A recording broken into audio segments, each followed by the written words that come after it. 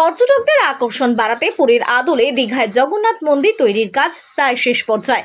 এদিন রাজ্যের মুখ্যমন্ত্রী মমতা বন্দ্যোপাধ্যায় সমুদ্র সৈকত দীঘায় এসে দীঘা হাসপাতাল সংলগ্ন এলাকায় জগন্নাথ ধামের মন্দির পরিদর্শন করেন। দীর্ঘ কয়েক বছরের প্রচেষ্টার পর আগামী বছরের 30শে এপ্রিল পশ্চিমবঙ্গের অন্যতম পর্যটন কেন্দ্র হলো দীঘা। এই দীঘায় জগন্নাথ ধামের মন্দিরের শুভ উদ্বোধন হবে বলে জানিয়েছেন মুখ্যমন্ত্রী মমতা বন্দ্যোপাধ্যায়, যা 250 কোটি টাকা থেকেও বেশি সরকারি টাকা দিয়ে তৈরি করা হচ্ছে। এদিন মুখ্যমন্ত্রী মমতা বন্দ্যোপাধ্যায় জগন্নাথ দেবের মন্দির ঘুরিয়ে দেখেন, তার সাথে কাজের অগ্রগতিও খতিয়ে দেখেন।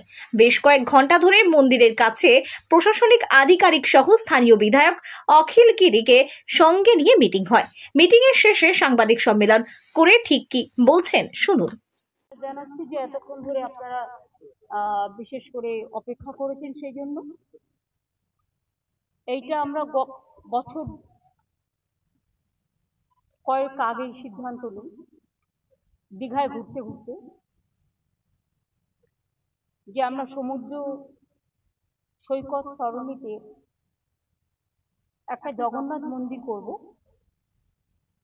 তখন আমরা পুরীর জগন্নাথ মন্দিরের যে হাইট, সেই হাইট অনুযায়ী আমরা এটা করবো বলে ঠিক করি। আমি নিজে জায়গাগুলো ভিজিট করি, আমার সাথে গভর্নমেন্টের সব অফিসাররাও ছিল। সেদিনের চিন্তা ভাবনার জোরে আজকে 3-4 বছর টাইম লেগেছে এই এত সুন্দর একটা জগন্নাথ মন্দির, জগন্নাথ ধাম তৈরি করতে। এবং পুরীর সাথে নিশ্চয়ই আমরা তুলনা করবো না, কারণ ওদেরটা ওদের মতো, আমাদেরটা আমাদের মতো। ওদেরটা রাজারা করেছেন দীর্ঘদিন আগে, আমাদেরটা আমরা সরকারের পক্ষ থেকে করছি। টোটাল টাকাটাই সরকারের। জায়গাটা অনেক বেশি আছে, এখানে প্রায় 20 একর জমি আছে। ভোগঘর আলাদা আছে, স্টোর রুম আলাদা আছে, গেস্ট রুম আলাদা আছে,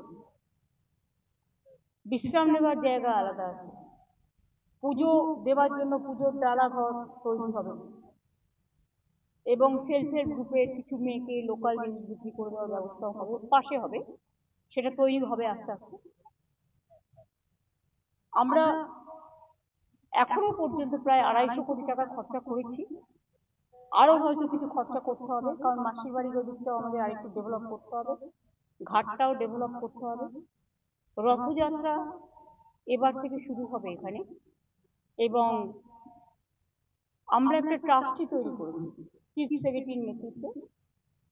তাতে জেলা শাসক, এসপি, সনাতন ধর্মের যে সভাধিপতি, ইসকনের যে পশ্চিমবাংলার চার্জে রাধারমন বাবু আছেন, তাছাড়াও পুরীর দৈত্য, তারপরে মাসির মন্দিরে যে পুজো করতেন জগন্নাথ দেবের এখানকার লোকাল, ওনাকেও রাখা হয়েছে। এবং ঠিক হয়েছে যে ওনারা 4 জন দেবেন লোকাল। সনাতন ধর্মের লোকেরাও কিছু ডালার দোকান করবে, প্লাস আরো হবে। পুরীতে যেমন খাজা পাওয়া যায়, এখানে বাংলার যে বিশিষ্টতা, গজা, ক্ষীরের গজা, গুজিয়া, কালীঘাটের প্যাড়ার মতো প্যাড়া, এই সবগুলো বিক্রি হবে। পুজো টুজো দেওয়ার জন্য যে অ্যারেঞ্জমেন্ট, তার জন্য অনেকগুলো ঘর তৈরি করে দেওয়া হবে। সেটা ট্রাস্টি বোর্ড দেখে নেবে, ডিএম এর উপর দায়িত্ব দেওয়া হয়েছে, এসপি আছে, সবাই আছে, ডিজি আছে, সিএস আছে, হিটকো সবাই আছেন যারা এটা তৈরি করেছেন, চিফ ইঞ্জিনিয়ার আছেন, ট্রাস্টি বোর্ডের সকলেই মেম্বার থাকবে। আমরা আশা করি আর 3 মাসের মধ্যে এটা সম্পূর্ণ কমপ্লিট হয়ে যাবে। মার্বেলের মূর্তি অলরেডি তৈরি হয়ে গেছে, জগন্নাথ, বলরাম, সুভদ্রা। নিম কাঠের মূর্তিটা তৈরি হচ্ছে, কারণ ওটাকে সামনে রেখে পুজোটা হবে। এছাড়াও একটা মা বিমলা, যেটা মা লক্ষ্মীর মন্দির, মা লক্ষ্মীর একটা আরেক পাশে রাধাকৃষ্ণ, এটা থাকবে।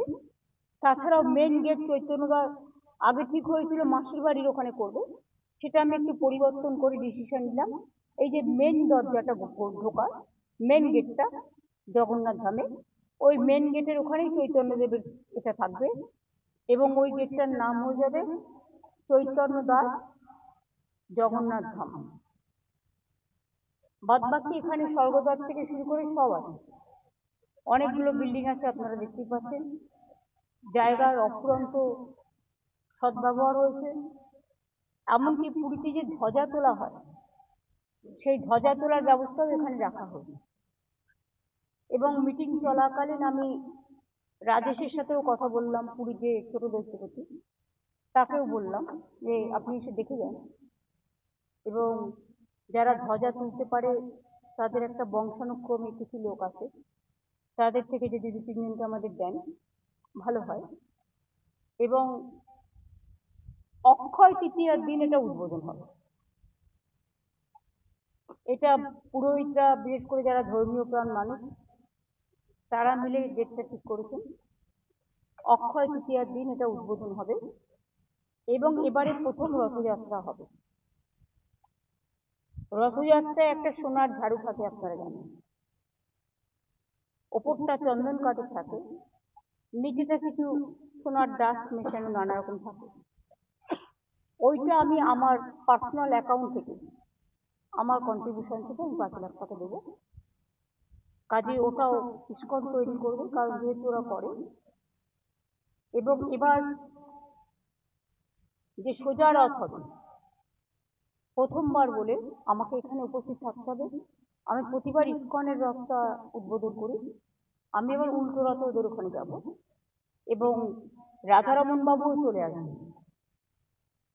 আমি উদ্বোধনের নিয়ম আছে, উদ্বোধনের আগেই কিন্তু পুজোর প্রসেস চালু হয়, 48 আওয়ার্স লাগে। সুতরাং আমরা পুজোর 48 ঘন্টা আগে চলে আসবো। ট্রাস্টিতেও যারা আছেন তারাও আসবেন, যাতে কোথাও কোনো ত্রুটি বিচ্যুতি না থাকে।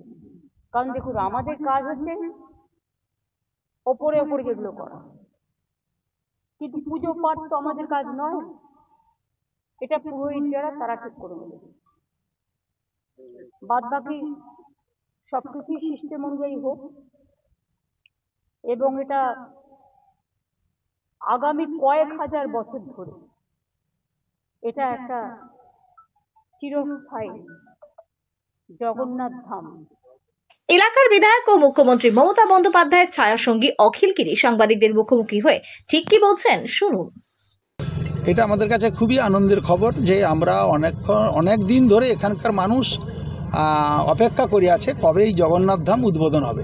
তাই আজকে মুখ্যমন্ত্রী বিধানসভায় আমাদের বলেছিলেন যে আমি মাঝখানে কাজটা দেখতে যাব, তাই আজকে তিনি দেখলেন এবং কিছু কাজ অসম্পূর্ণ আছে, তা সত্ত্বেও সেই কাজ এপ্রিল মাসের মধ্যে শেষ হয়ে যাবে যে কাজ।